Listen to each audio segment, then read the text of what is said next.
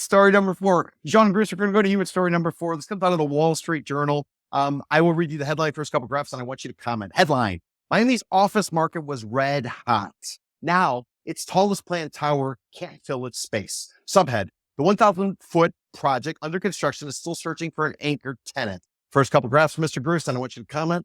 The challenges swirling around the skyscraper known as One Brickell City Center, which at around 1,000 feet high would be Miami's tallest corporate tower, show how the city's once sizzling office tower is starting to cool. New York developer Related Companies and Swire Properties, an international development firm founded by the British Swire family, are struggling to find an anchor tenant roughly a year after the groundbreaking. Related is restructuring its agreement with Swire, which owns the land. According to people familiar with the matter, Swire even has considered selling the 1.55 acre site in Miami's downtown. According to a document viewed by the Wall Street Journal, Swire said it continuously evaluates different options for its development sites, and that the one for One Brickell City Center is currently not for sale. Related said it was continuing to work with Swire. Rising interest rates and hybrid work have punished U.S. office market. Miami for years weathered such headwinds better than most cities, thanks in part to steady stream of corporate relocations and the limited supply of office buildings. Mr. Gruss, we're hearing a lot about companies calling people back into the office. 3 days a week is pretty much the norm. For increasingly, it's 4 days a week, Monday through Thursday, work from home on a Friday. There was a story in the Wall Street Journal a few weeks ago talking about how AI has basically surpassed anything else going on. And now everybody's being called to San Francisco and Silicon Valley to work on AI, which is breaking free. And people are bailing on Miami and they're bailing on other places. Mr. Gruss, can you sort of pile this together? Are they related? And I'm not talking about related companies to the developer, but I'm saying, is it related that as people are leaving, going back to Silicon Valley after the pandemic relocation era, work from home era, or is this just coincidental? The interesting thing to me is that the office market nationally has been struggling. There's no doubt about it. And even if people are going back to work for a few days a week, there's no like new absorption of office space. And for some reason, developers here think that Miami is sort of the exception to the national rule. And somehow Miami is unique and unaffected by what's happening in the rest of the country. And that's just not the case. And so what we're seeing now is, as the market is cooling, then office buildings are having trouble luring new tenants. And I mean, this is not singling out this particular developer. I think it's citywide. The thing is that Miami is not immune from national trends. And I think sometimes in Miami we have the sense that we're different, and somehow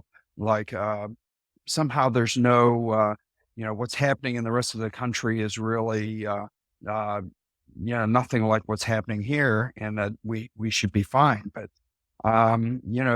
there's developers putting up new office buildings at a time when, office buildings are selling now for below replacement costs in many places in the country.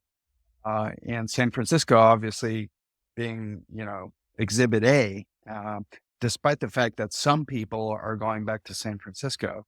And I really don't know that it's a wholesale return to San Francisco, but fact of the matter is that office space in San Francisco, Chicago, New York, I mean, there's even as they're calling people back in the office, it's still not back to where it was pre-pandemic. And I don't think we're going back there. And meanwhile, in Miami, we're putting up new office buildings. Yeah, but this time is different. And the new office building, people want to be in Class A space with all these amenities, blah, blah, blah. I mean, I really, we've heard this story before, and many times in Florida. And we've seen the results, those of us who've been around a while know what happens. Mr. Gruss, let me just ask you a follow-up question before I open it up to the floor. Gentleman that came out of Chicago, moved down here, a guy called Ken Griffin, dropped some cash, burned some serious cash on a variety of different things, including a piece of dirt located right on Biscayne Bay, in which he's supposedly going to build his office tower. We're about 2 years after he purchased the property. They just had an announcement. He's actually going to figure out what he's finally going to do with it. The Wall Street Journal goes on to say that Mr. Griffin spoke to Mr. Ross from the related companies who's actually supposed to build this office. And Mr. Griffin didn't want to move into this space. He's going to do it on his own, but yet nothing's gotten done. What do you make of Ken Griffin and his claim of building an office tower, as well as Miami surpassing New York as the capital of finance in the United States, which is a comment he made during season 4 of our podcast? Yeah, I mean, look, these kinds of buildings don't just get put up overnight.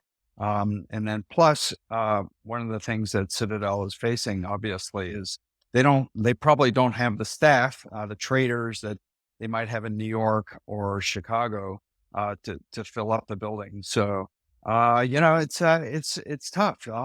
The office market is tough. And I think, maybe Ken Griffin may be having some second thoughts, and he's taking his time, which actually is the smart thing to do. Certainly given the construction costs, insurance, and all the things that we talk about regularly on the podcast, it makes sense that he's taking a go slow approach. And, there's plenty of office space available at reasonable rates. Why put up your own, and certainly, might have something to do with his own business, and his outlook, for how things are going. Oscar, you're working in real estate, you're doing office space, things like that. Do you feel comfortable providing any kind of comment, or you want to sort of just pass on it? So what I'll say generally is that in Miami, there are submarkets like Coral Gables, Coconut Grove that are doing extremely well. And Miami is a market that has started construction on a lot of new Class A. And generally what that does is it forces the B's and C's to reevaluate their position, because whatever the Class A is going to charge is going to impact B's and C's. And everyone who's in a B and C, if they can, they're going to try and figure out a way of getting into an A. Now, I think what is interesting, and John alluded to it, is that maybe the people who can, Bezos, Ross, all these people. Bezos from Amazon, Right. Jeff Bezos from Amazon, who recently relocated from Seattle to Miami Beach Right. area. So what that does, that kind of relocation, what it does is it prompts the staff that works with people at that level, the CEOs, to move here as well. And I think that is part of what is fueling this exuberance, that when you see, a continued parade of billionaires moving here, and they're not the only ones, that is going to continue to drive condominium development. It's luxury condominiums, luxury single family homes. All of that is part of this kind of shift of Miami becoming the financial capital. And I think that is a driver that's going to continue. Now, there's no question that the office market has to settle, and that there has to be a perspective on post-COVID Miami and how office reacts to that, right? Because what happened during COVID is that everyone moved here thinking that they were going to be able to work from home, and it drove housing pricing up, and it drove construction up, and it also drove some of this exuberance about office buildings, new office buildings. But now that the companies like Apple and some of these other companies are saying, you got to come back, then that's had an impact on how office space is used. So there's a lot more shared space, and architects and developers are combining uses as well in this new modern office work dynamic, where you'll have rentals in the building. You'll have these very new types of designs for office spaces, and you'll have destination restaurants that are popular. So there's a hiccup in our market like there is in the rest of the country, but we're faring much better than the rest of the country for the most part for newer product, right? Some of the older buildings in other parts of South Florida are having issues in suburban markets, but our markets in Miami, our suburban markets, are extremely strong. So it depends on where you're at.